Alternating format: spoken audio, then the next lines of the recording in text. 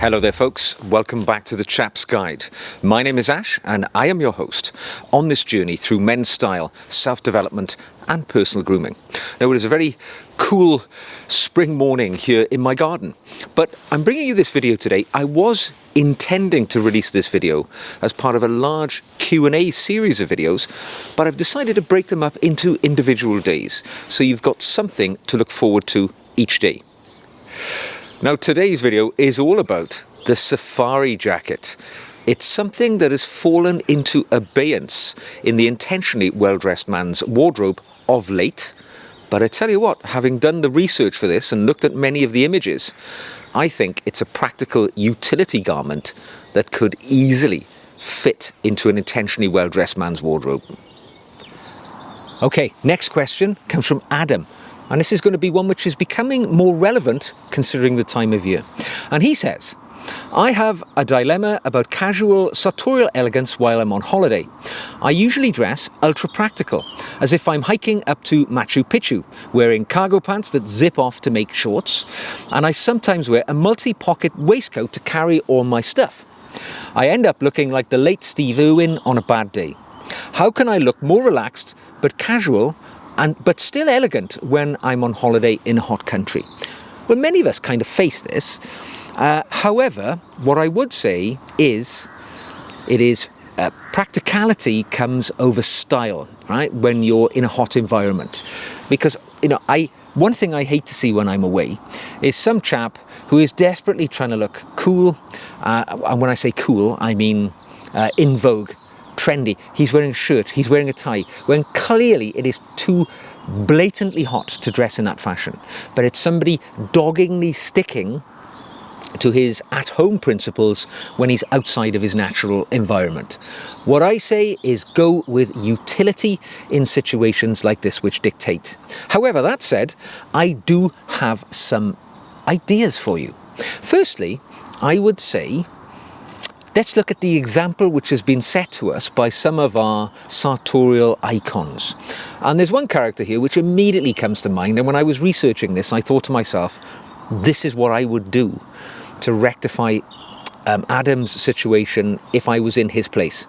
And I'm going to take you back to, as I do many times, a character, James Bond, all right? Now, look back to the 80s period in which we had Roger Moore, and 70s as well, but that was the sort of halcyon days of the Roger Moore period of James Bond, and he is somewhat famous for being, as far as I know, the only Bond who wore a safari jacket.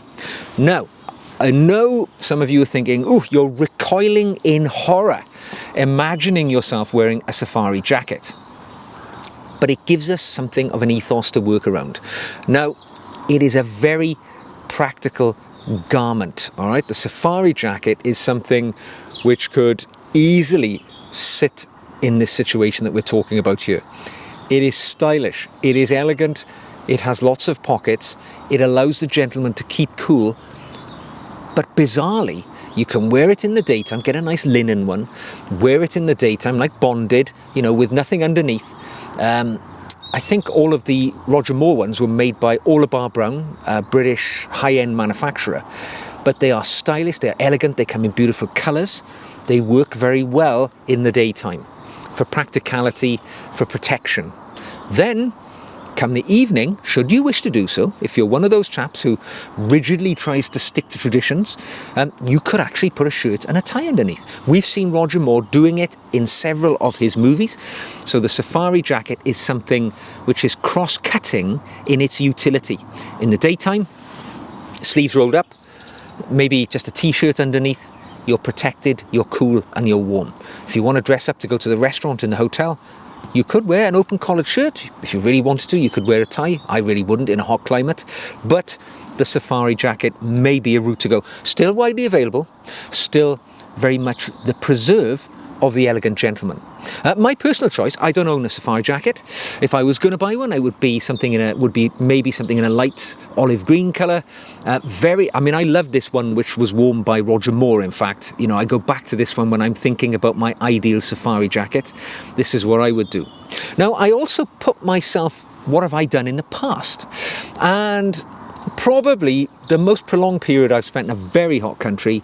2006, I went on a month-long adventure holiday in the jungles of Thailand. It was a bizarre old thing. Me and my buddy, we were both, I was just engaged at the time, but I decided to go on one sort of far-flung holiday. And me and my friend booked up an adventure. It involved, I think it was 4 days trekking through the rainforest, or 5 days, 4 or 5 days canoeing down the river Kwai from Kanchanaburi back down to the sort of Bangkok area, or Chiang Mai. And then what else did we do? Oh, mountain biking through the jungle as well. It was a hell of an experience. I lost a stone in weight during the sort of the privations of it. Immediately before departing on the holiday, Thailand actually had a coup. The government was overthrown and the country was in total turmoil, and quite a few countries said that citizens are best advised not to travel to Thailand because of the political situation, because the Prime Minister had fled, and done a runner, so there's a lot of stuff going on there. But the UK Foreign Office said, no, it's fine to go. And if they said it was fine to go, if you didn't go, you lost your holiday. So me and my buddy bit the bullet. We got there. There were only 3 of us on this expedition when there should have been 12. So there was me, my buddy, and a Canadian guy called Paul. So we embarked on this sort of almost suicidal mission, really, into the jungles where, I remember crossing rivers which were up to our necks in height. It was quite a thing. But what did I wear? For the climate, I wore lightweight cargo pants, so basically cotton trousers, but with pockets on them for practicality's sake.